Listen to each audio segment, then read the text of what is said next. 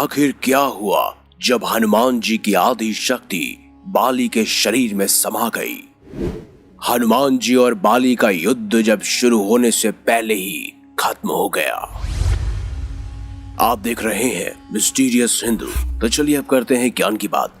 Video में आगे बढ़ने से पहले हमारे चैनल को सब्सक्राइब अवश्य करें और बेल आइकन जरूर दबाएं। श्री राम के परम भक्त हनुमान जी एक तरफ और दूसरी तरफ उनसे लड़ने की मूर्खता करने वाला बाली, सुग्रीव का भाई, अंगद के पिता, अप्सरा तारा का पति और वानर श्रेष्ठ ऋक्ष का पुत्र बाली अत्यंत शक्तिशाली था। उसने रावण जैसे योद्धा को हराया था। वो किष्किंधा का राजा था और देवराज इंद्र का धर्मपुत्र। लेकिन बाली आखिर इतना शक्तिशाली क्यों था? रामायण के अनुसार बाली को उसके धर्मपिता इंद्र से एक स्वर्ण हार प्राप्त हुआ था। इसी हार की शक्ति के कारण बाली लगभग अजेय था। जब कभी भी कोई भी प्रतिद्वंदी उसके सामने युद्ध लड़ने आता तो इस स्वर्ण हार की बदौलत उस लड़ने वाले योद्धा की आधी शक्ति बाली के शरीर में समा जाती थी, जिससे युद्ध शुरू होने से पहले ही बाली अत्यंत शक्तिशाली हो जाता और हर बार युद्ध जीत जाता। लेकिन दोस्तों, क्या आप जानते हैं एक समय ऐसा भी आया था जब बाली और पवन पुत्र हनुमान जी का आमना सामना हुआ था। अब सोचिए उस युद्ध में कौन जीता होगा। तो चलिए उसी घटना का वर्णन करते हैं। एक दिन राम भक्त हनुमान जी वन में तपस्या कर रहे थे। उस दौरान अपनी ताकत के नशे में चूर बाली लोगों को धमकाता हुआ वन में पहुंचा और चिल्ला रहा था, बार बार कोशिश कर रहा था और दुनिया को बताना चाहता था कि उससे कोई भी नहीं हरा सकता। उसके अंदर इतना घमंड आ चुका था कि जब जब वो सामने पथ पर पैर रखता और सामने कोई पेड़ होता तो वो उसे भी उखाड़ देता, क्योंकि वो अपना रास्ता नहीं बदलना चाहता था। वहीं पास में ही बैठे हनुमान जी श्री राम नाम का जाप कर तपस्या कर रहे थे। बाली के चिल्लाने से उनकी तपस्या में विघ्न उत्पन्न हो रहा था। उन्होंने बाली से कहा, हे वानर राज, आप अति बलशाली हैं, आपको कोई नहीं हरा सकता। लेकिन इस तरह चिल्ला चिल्ला कर आप क्या जताना चाहते हैं? ये सुनकर अचानक ही बाली भड़क गया। उसने हनुमान जी को चुनौती दे डाली।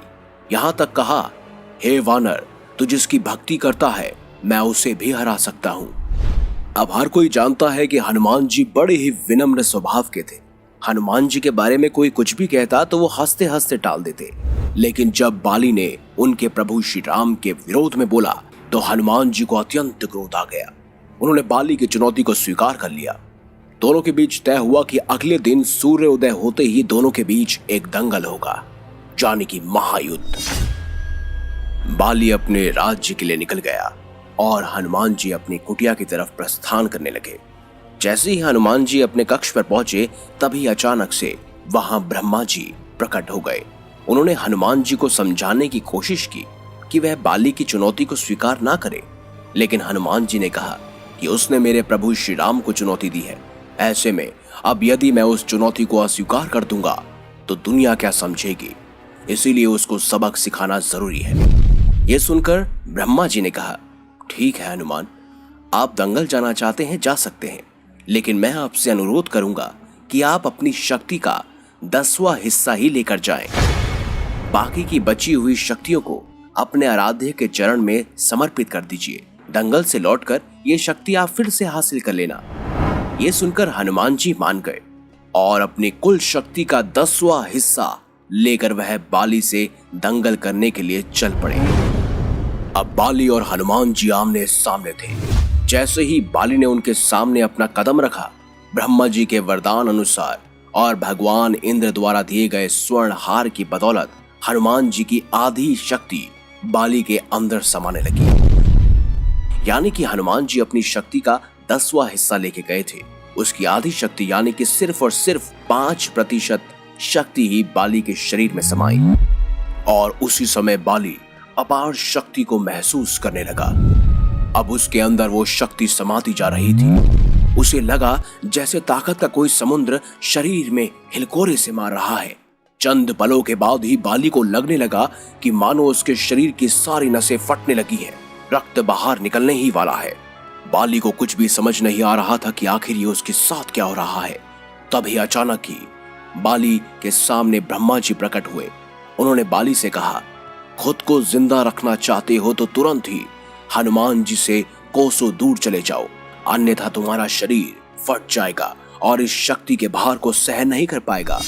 बाली को कुछ भी समझ नहीं आया, लेकिन वह ब्रह्मा जी को यूं प्रकट देखकर समझ गया कि जरूर कुछ गड़बड़ है। वो तुरंत ही वहां से भाग खड़ा हुआ।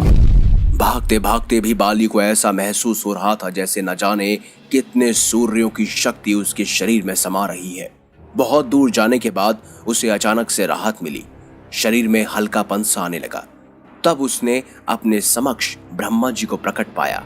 तब ब्रह्मा जी ने कहा, तुम खुद को दुनिया में सबसे शक्तिशाली समझते हो हे मूर्ख बाली, लेकिन तुम्हारा शरीर हनुमान जी की शक्ति का एक तिनका भी नहीं सह सका।